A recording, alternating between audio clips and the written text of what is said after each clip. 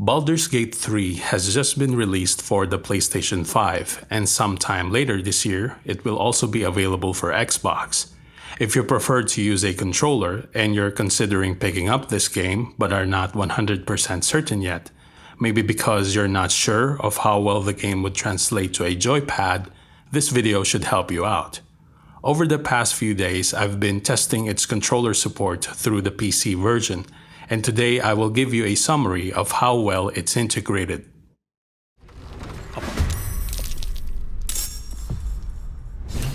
Quickly.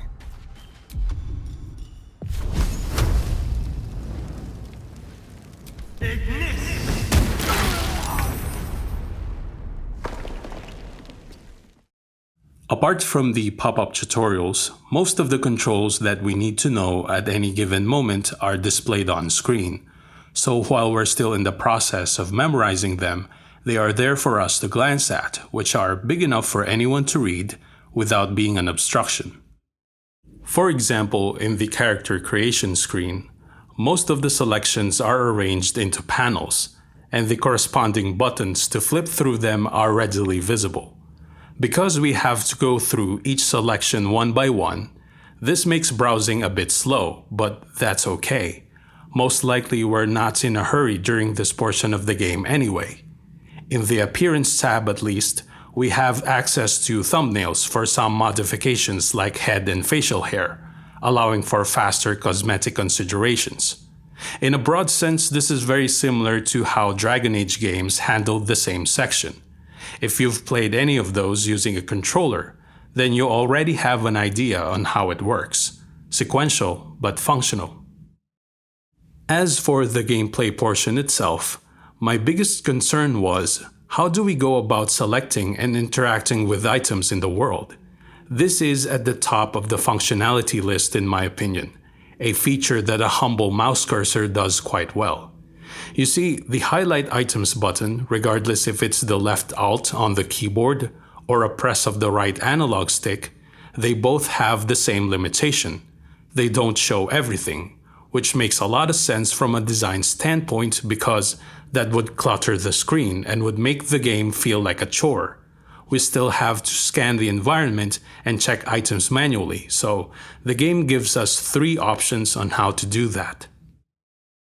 But before we continue, for the sake of clarity, the names of buttons on a controller mentioned here will be brand agnostic. So for example, when I refer to the 12 o'clock button, that means triangle on PlayStation, Y on Xbox. Whichever method of highlighting we use, when the 9 o'clock button is pressed, that will bring up the contextual menu, which is really handy for doing just about anything. If we need to check their attributes really quick, like their elemental resistances or the price of this loot for example, depending on the method, we can either press the right analog stick or push down on the D-pad to open the info window. The correct button to push is visible on screen. Let's start off with the method that I cannot recommend. When we make one of our characters stand near items, we can use the left or right buttons on the D-pad to highlight them one by one.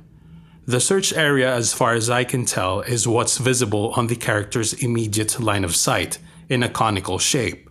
So there's a good chance that objects which lie on either side or those that are farther away will not be selected, like this box for example, which makes this method unreliable. The other option is much better, in the form of a circular cursor activated by pressing the left analog stick.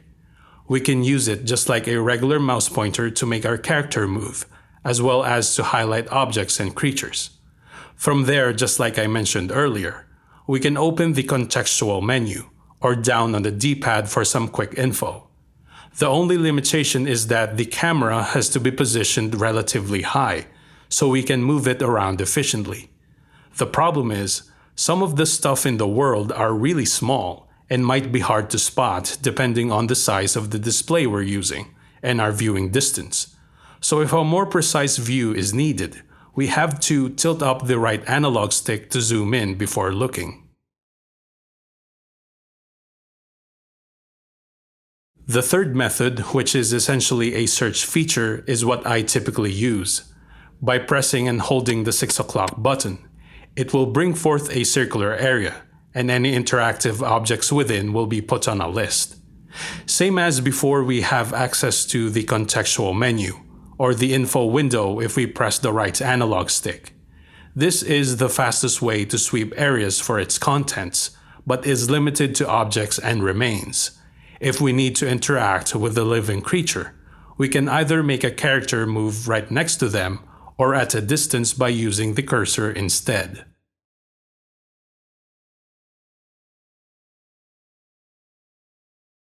As for the actions that we can do, all of them are organized into radio menus, accessible through the shoulder buttons, and using the left analog stick to pick one. There's also an option to create our own custom dials if necessary. By the way, if you're not sure what actions are, I made a video discussing them along with other game mechanics like modifiers, proficiency, saving throw, etc. I'll leave a link to it in the description and on this clip. Jumping and hiding are the most commonly used actions in the game, which have their own corresponding shortcuts. Pressing up on the D-pad will activate the jump action, and holding the same button will equip that character's torch if they have one. Pressing and holding down on the D-pad will toggle group hide if we want the entire party to sneak around. However, we'll have to use the regular action menu if we only need one of them to hide. There's also a radio menu on the right trigger, which holds most of the other features such as the map, journal, and alchemy bench. If they're a mage, the spellbook panel is also here, where we can learn new ones and organize them as we see fit. The most important thing here, which we'll be accessing quite a lot, is the character sheet that contains all of an adventurer's information, as well as their inventory. Thankfully, transferring multiple items at a time is quite easy by using the right trigger to make multiple selections, then using the 9 o'clock button to direct where they'll go. Splitting consumables like potions and revival scrolls are also done using the same method.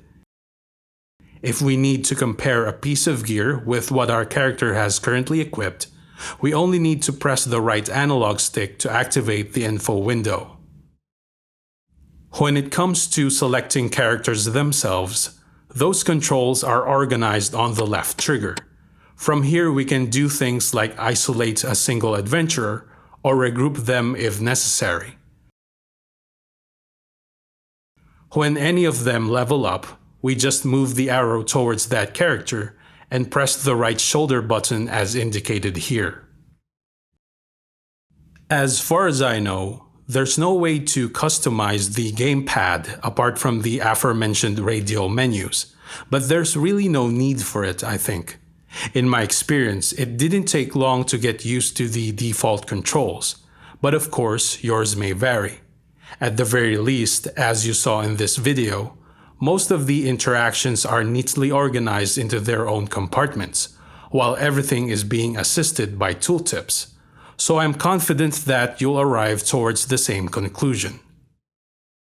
If Baldur's Gate 3 is on your radar, I highly suggest that you consider it. The game is really fantastic, and so is the studio behind it. This great controller scheme, which must have been very challenging to put together, is just one of the many proofs behind it. Thank you for watching.